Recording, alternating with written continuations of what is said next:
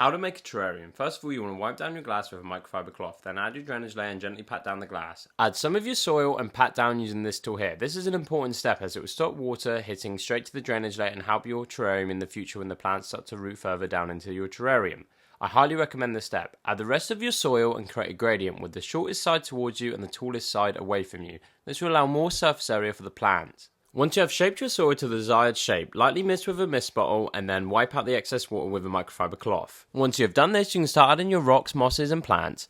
Here I'm using my tweezers to gently lower the rocks into the substrate, rocking backwards and forwards. I'm also adding some cushion moss to the front of the terrarium to create more depth in the terrarium. I'm also adding a Kadama spirit that will add tons of character to the terrarium. It's important to take your time when you're building a terrarium. Sometimes you need to adjust things. As you can see here, I'm taking my time to adjust the Kadama spirit, and I'm even adding some extra fern moss around it to give it more life. Less is more when it comes to moss, as it will spread throughout the terrarium.